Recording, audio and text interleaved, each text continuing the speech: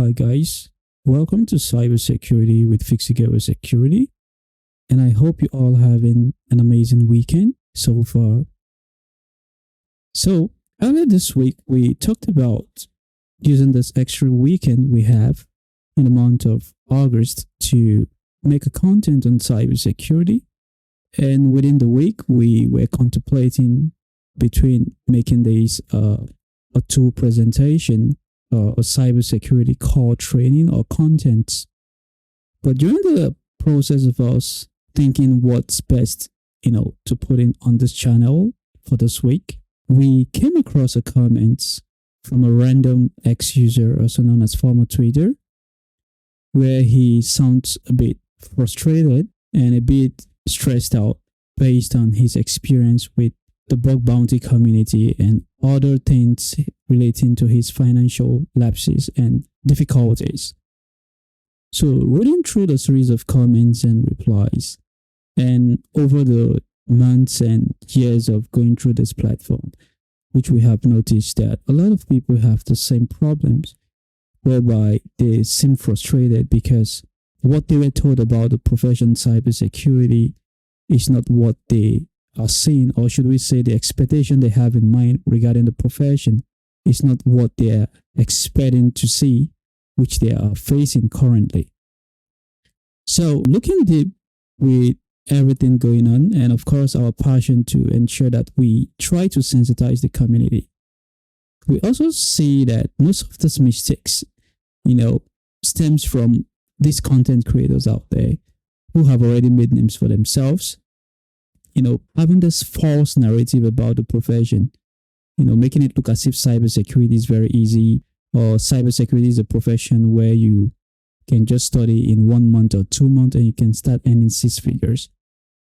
So looking at that and looking at the whole thing that is happening around in terms of the economy being so shitty and of course being difficult, we decided to shift all the plans we had for this week just to talk about this, and of course give you a highlight, or should we say a very important information that is necessary for you who intend to get into the profession or who are still struggling, not having the sense of direction.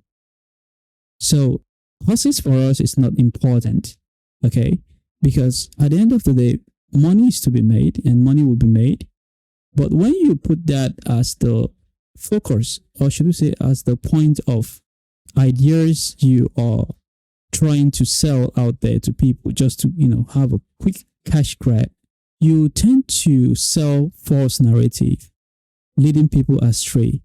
And of course, money earned in such manner is never useful, because deep down in your heart you're lying to people, and lies is only a matter of time becomes discovered. And when people find out that you are a fraud or you are a liar, even when you eventually have a change of heart to say things the way they are, people would tend not to trust your words anymore because you have failed them when they trusted you. So it's not all about tools. It's not all about training. It's not all about teaching you cybersecurity, but also your mental health is also important to us here at FIXITGEARWARE-SECURITY. And that's the reason why we decided to shift the training for today to just have a general discussion and of course guide you on the possible steps you need to take right now if you are having financial struggle, or you're just trying to get into the profession and don't have a sense of direction of what you need to do or what you're doing. So the concept of today's discussion is going to be the future of cybersecurity, getting a job, bug bounty, freelancing, and more, because this is very important that you get to know all this, and as a way of clearing the pathway for you to understand what path, or should we say what direction you should first of all take before getting to that core or the focal point of the profession where you start earning big or making a huge sum of money in terms of the income which you will be earning. So we promise you that after today's discussion, you're going to have a pure or a clear insight of what you need to do. And of course, no matter what we say here, it's not 100% correct. But we promise you that whatever information we're also giving you here right today has a bigger or better role to play in your life regarding the future or your future prospects in this career called cybersecurity. So take your time, listen to every conversation we're going to have.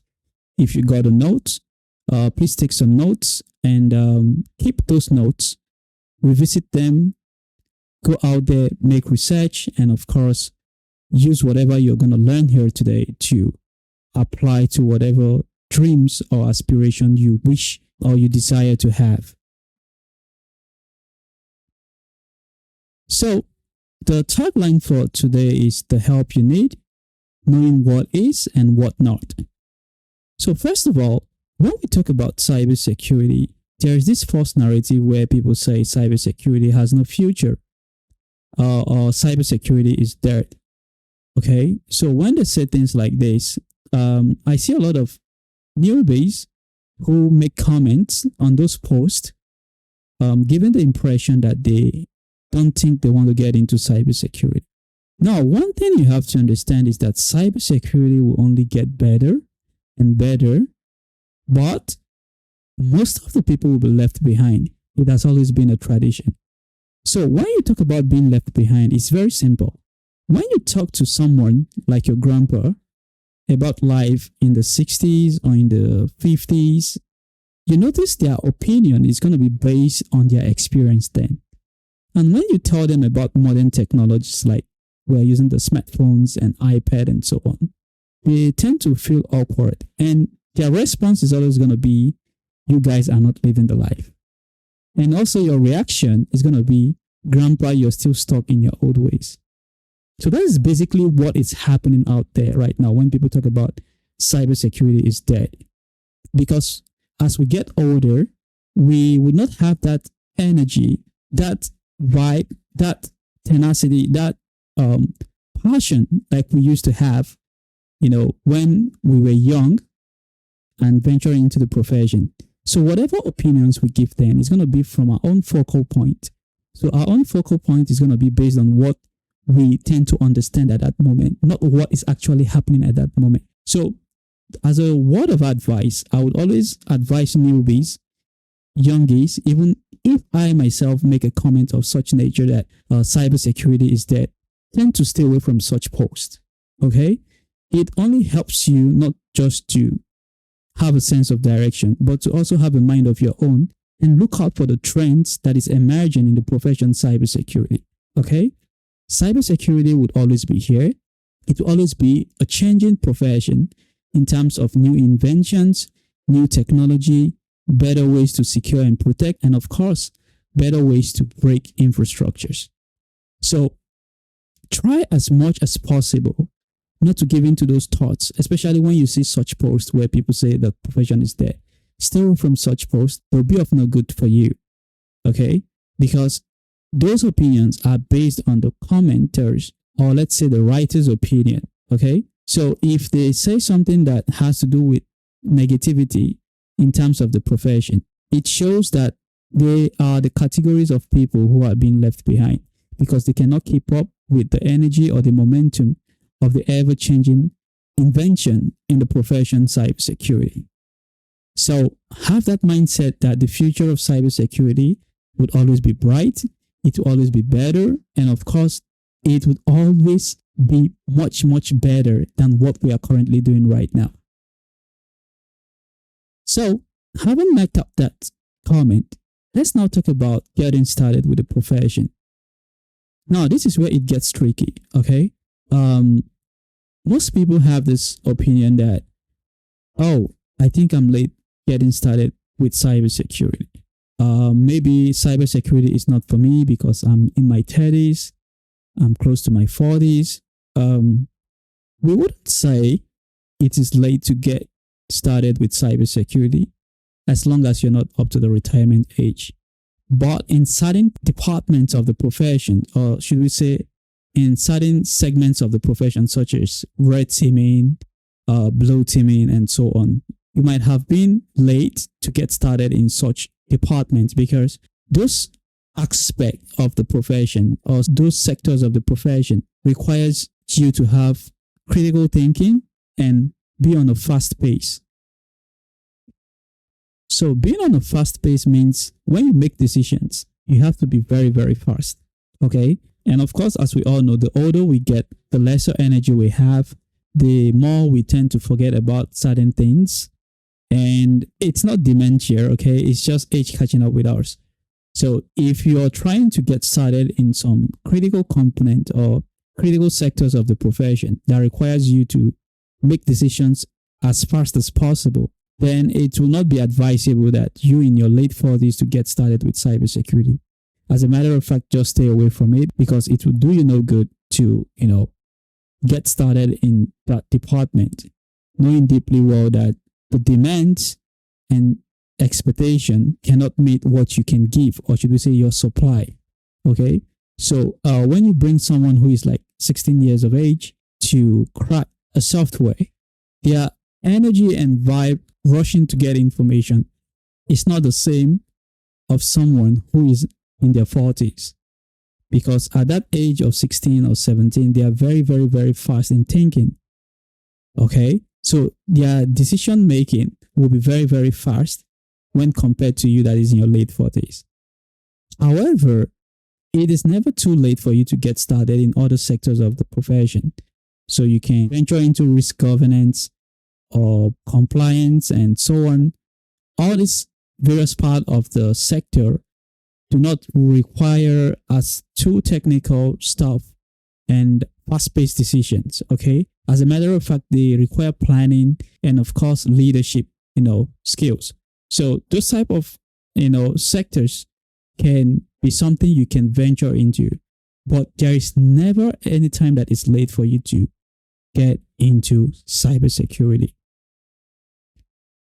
Now, not just, getting started, you also have to get familiar with the fundamentals, okay? So this is one of the problems out there is that most people just talk about cybersecurity.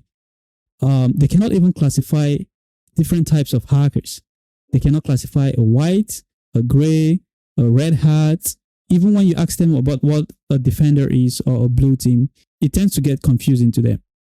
And not just that as well, they cannot also separate the job scope of these various types of hackers. Okay? Like a black hat and a red hat have the same job scope. However, for a black hat, the intention is to steal and destroy. However, for the red hat, his intention is to break and find ways the black hat will try to break a system or infrastructure and as well report that, techniques to the blue team to secure it before the bad guy does find it out. But both of them are playing offensive, right?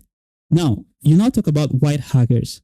So when you talk about white hackers, these guys are a separate entity. Like they exist out of the system, but in a good way.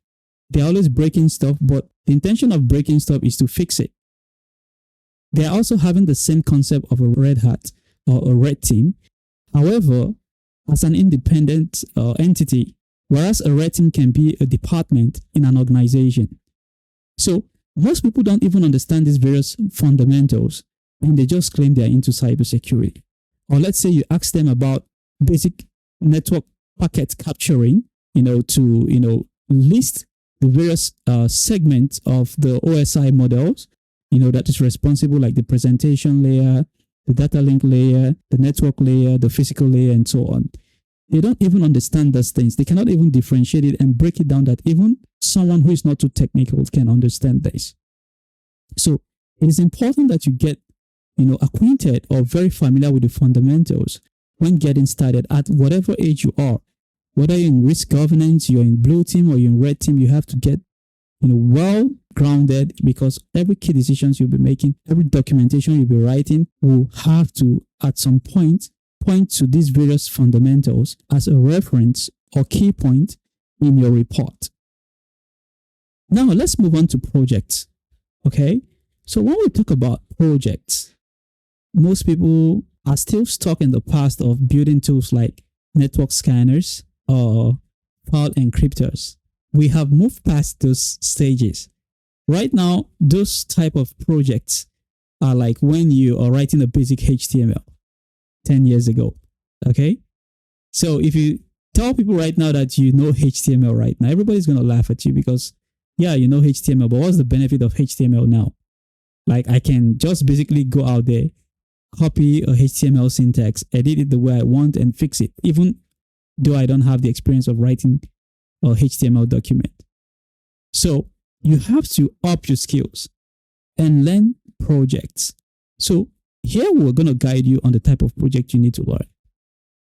Be it AI, be it whatever you're going to do right now, people are adopting containerization because containerization is the very easy way to like write, softwares and deploy without having the risk of, taking the whole infrastructure offline.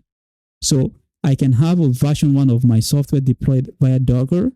And when I'm done writing the version 2 and testing and everything, I can deploy it and take down the version 1 container. Now, this is very important also that you have to learn Go. So Golang is a well-adopted language right now, especially if you're going to write containerization tools. Go language is the go-to. So learn how to use Golang to write, tools in Docker. Learn how you can use Golang to do whatever it is you want to do, including writing various tools that are not even containerized based tools. Okay? Then learn how to deploy these containers because they are very important. Most organizations you're going to work for will be dealing on containerization as well. So knowing this basic skill and writing basic projects, you can even write them as reports or documentation of what you can do, like the steps of installing Docker containers, the step of writing your first container tools, the step of deploying that container, and the step of taking that container offline, or the step of securing that container. So these are like basic projects you need to do.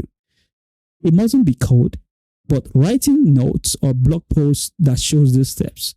When anyone is trying to employ you and they can read this documentation and see that you have a proper understanding of what you're doing, of course, you're an important asset to them. Okay? Now, aside containerization and learning Go, and of course, learning Docker, learn automation. Okay? Bash script is always going to be there. It will never die. It will never go away. So learn how to write scripting languages with Bash, and of course, learn how to use them on Linux-based system or Windows-based system if you're going to write Bash script on Windows-based commands. Now, learn this thing is very important because everything you're going to do should be centered on automation. Okay? Don't waste your time doing things manually because manual approach will always take a chunk of your time, and nobody wants to employ someone that does only one project a month. As a matter of fact, people will likely employ someone who can do 10 projects a week than employing someone who can even do 5 projects a month. So automation is what makes everything easy for you, and of course improves your skill set, showing that you know what you are doing, how the internal structure of a system or a computer is, and how you can manipulate those commands to run automated concept or scripts for you without you being physically present. Now, finally on projects, learn about AI code debugging. This is very, very important. As a matter of fact, this should be a primary project right now with the invention of AI because the level of vibe coding out there is crazy. A lot of people are writing codes using AI. And when we talk about code, not just simple codes that do not, need much usage. We're talking about full infrastructure like SaaS tools and all that. People are writing SaaS applications using AI and deploying this without even testing. I think sometime this week, we saw a post where someone wrote some, is it debugger or some decompiler tool using AI and presented that in DEF CON. Is it DEF CON or Black Hat? I don't know, in one of those cybersecurity events. And this was crazy because the tool never worked. The person just automated everything with AI, never tested, never debugged the code or, checked if it's actually functioning. And they presented that in a live cybersecurity event. And people were very mad at that because to them, it's making the profession cybersecurity look so messy that now people are now doing things just to get, presents and not actually showing that they really know what they are doing. So learn how to debug AI codes, because lots of the applications you're also going to be testing, if you're lucky enough they are written with AI, you can find a lot of security flaws and of course report them as well. Now on bug bounty, okay, this is a very critical topic because there are a lot of platforms out there right now that have bug bounty programs. Okay, we will say something which has to be from a point of honesty. Bug bounty is not dead, but it's never the same again because when things get started and not have that much hype, it is easy to have wins. It is easy to find something beneficial from those things. But as time goes on, when those things start gaining relevance, they tend to become difficult because people don't want to spend much money, but they want to get much results, or people don't want to, consider things that used to be a report or a bug to be a bug anymore because it has no much impact. And even though there is an impact, it has no negative effects on the organization. So bug bounty is not dead, but it's not the same anymore. And this is due to early birds have a greater reputation. So let's say someone who started bug bounty 10 years ago and have a higher reputation points on platform like HackerOne or Yes We Hack or Bugcrowd.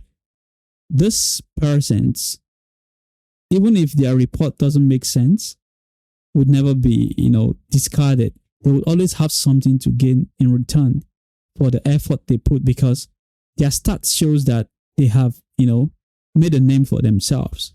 So things a newbie will get like, let's say $500 or $1,000. People like that can be getting like $3,000 to $4,000. So it is not dead, but you can also be an early bird as well if you start now. But know the fact that if you start now, you have to put in the sweat, which means maybe by the time you start gaining your own relevance, it's going to be like after 12 months or 24 months, which is 2 years. If you're not that good, but if you're that good, maybe let's say after 8 to 9 months, you can start gaining your relevance. And of course, if you play consistently after starting getting your relevance, there's a tendency that in the next 5-6 years, if you're still playing, you become like those who are the early birds. Okay. And the newbies joining then will be saying the same thing. There's, current people who are experiencing these failures in the platform are saying that bug bounty is dead. So just know the truth is that it's not dead, but it's never the same anymore. So you start now, keep playing. Don't take it as a full-time job. If you don't have any job, then take it as a full-time job and be very dedicated to it. Okay. Play as much as you can, file a lot of reports as much as you can, and just keep an open mind. Don't rely on bug bounty, especially if you're not seeing results. Try to look for jobs, and hopefully if you have something doing, you can now supplement bug bounty to it just to have passive income. So the other thing that has to do with bug bounty is that modern triaging teams are a mess. Okay. We cannot ignore the fact that they are also not too intelligent, and most of them do not have experience. It's like when you get a job in a new organization, they tend to give you the job training, the OJT, okay, known as the on-job training. So whatever you're trained is what you will know. It's different from someone who has experience in offensive related activities getting a job. At least they know where their judgment is going to come from. They know what they're going to diagnose. And of course, when they look at the reports, they know what is right and what is wrong. But modern triager teams are very not so experienced. That's a fact. Okay. Most people are afraid of saying this, but it's the truth. And most times they either flag your report as duplicates or they say not in scope. Then the same report which you reported, when you try to replicate it again to go and check the bug, it shows that they have patched it or fixed it. So when you deal with people like that, you should know that, you shouldn't put all your eggs in bug bounty, right? So, yes, they also play a greater sabotaging act in the platform and in the profession bug bounty, but that doesn't mean there are not good ones. The good ones are there, and they are not much, but keep playing, keep, hunting. If you really are passionate about breaking stuff, it's only a matter of time your report will, get recognized, and of course you start getting that accolades which you deserve. Now, lastly, after saying all this, based on the frustration of that post, we decided to, bring this tip on how you can get started. Even if you don't have money, okay, you can earn, but not as much as you can, okay? But it's better to earn $500, $600 or $1,000 a month than having nothing, right? So this is where freelancing comes in, okay?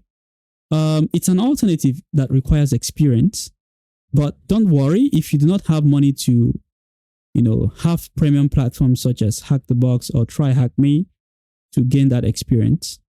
Here is a tip. Platform like Hack the Box and Try Hack Me, I think they give some free time slots for the free usage. Not so much, I think about an hour or two, which is very critical that if you want to build that experience to play those labs that are free with that short time frame they give daily or monthly, I'm not sure. You can just register, check those labs that are free. Don't play them without free allocated time or slot. Go on Google, search reports on those labs and see, users who have played those reports, read the documentation, understand it, then go and play those labs. Okay. So why is it very good that you use this method is that it's okay because you don't have money, right? And you don't want to be wasting time trying to crack your brain how to resolve this on your own. So those reports will help you to solve those labs. And of course, as you solve those labs, they add to your reputation points, right? And these reputation points, you can generate them as reports to now chase freelancing jobs. So there are lots of freelancing jobs. You can search them via LinkedIn. You can search them via various job portals, which I'm not sure of these job portals, but there are tons of them out there. So you can go to Google, research the ones that are trusted, and start chasing those jobs. But this is the trick, okay? Research a report on a free lab, understand how to, pen test it or how to hack the lab. Then you take that replication and go to the lab and spend 10 minutes. So if I read like 5 or 6 reports in a week, and I use 10 minutes of the free 2 hours every day just to solve the lab, nothing more, and take a screenshot and document it. This is a way of taking advantage of the free stuff, to get more experience or backends that I can use to present when I'm chasing a freelancing or remote work with a potential client, right? Now, secondly, other platforms such as Potswigger Academy, they have their labs, which is free. You can also use applications such as, is it OWASP Juice? I can't remember. You can use those platforms as well. Solve their labs, create a simple blog, or let's say a GitHub page, take a screenshot, write reports on how you solved it, and what type of vulnerability it is, attach references such as the CVEs that is related to such vulnerabilities, say something about such vulnerabilities out of the concept that is written out there, okay? When you're not seeking for these remote jobs, append those links, your GitHub links, your blog links to your resume or to your client's email that you're sending to them, and tell them to check out what you can do. And, pray and hope for the best. I'm pretty sure when you're lucky enough to get 1 or 2 clients and you start earning like $500 or $600 a month, you can now say, okay, now I am earning. Let me earn for the first 2 to 3 months. Then I can take $200 or $300 out of that money and pay for 1 year subscription on Hack the Box just to get a full access to the premium or VIP access that gives me unlimited time without restrictions. So I can now continuously, build. And as I build better and I get more experience, I can either now, push those reputation points to the current client that I'm working on or with on the freelance job and tell them that, okay, I deserve much better pay. Or while I'm still with them, I can chase much better offers because now I have gotten a better, experience and I have a better backings, which is my hack the box profile, which I can append to my resume and share with the potential client or team that I want to work with. Now, lastly, the most important part of everything in life has to do with honesty, good social media presence, and stay out of politics. Okay? Politics is a very dangerous game because you don't know how crazy or batshit crazy the person who is trying to employ you is when it comes to politics or certain sensitive topics. So to be on a safer side, especially when you're a brokey, just like me, stay out of politics, okay? Don't get yourself involved in politics. I tell you for a fact, doesn't mean I don't like politics, but I am not wealthy yet to have an opinion, okay? So learn to stay out of politics because you might have a good opinion, but that might be contrary to the person who's trying to employ. And when they see such comment, they have a judgment. They are the ones holding the knife. They are the ones holding the cake. So they fucking don't care about you or they don't like what you said. They decide not to give you a piece of the cake. And that means you lose the job. So learn to stay out of politics. No matter how you have an opinion. See, now you cannot even create a dummy account to say on X to like have a fake page. You can always be traced. There's always a pattern. There's always a social media presence to read your comments, to understand how you write and stuff like that. So stay away from politics. Try as much as possible. Stay away from politics. Maybe when you're rich and you have that F money, then you can say whatever you like and don't care about what people will say. But if you know you're not at that point of your life where you can tell people to go and sleep or you don't care about their opinion, please stay away from politics. Stay away from anything that might cause attention to the person who is going to hire you or give you a job. And always have integrity, okay? If you tell people that you're going to deliver in 10 days, especially when you're working, not when you have your own job. Okay, if you have your own business, you can say, okay, I'll deliver in 6 days, but you're sick, you're tired, you cannot deliver, it's okay. You need to be alive first before you can be able to please others. But when it comes to work or people employing you, you don't have a choice. They own you. So make sure you have integrity in that type of settings or when you have that profession. If you tell them you're going to deliver in 10 days, make sure you deliver either in 8 days or exactly 10 days. Okay. So make sure you do all those things. Take notes of all this information, which we have just disclosed today. Take it, write them down, strategize yourself, pick something very interesting that you love about cybersecurity. Start building that momentum, start building that experience. And if bug bounty doesn't favor you, try freelancing. And if freelancing doesn't favor you, try bug bounty. At the end of the day, the most important thing in life is we want to earn a living. And of course, earning that living in a very honest manner. Okay? So I wish you all the best. And I hope life gets better for you.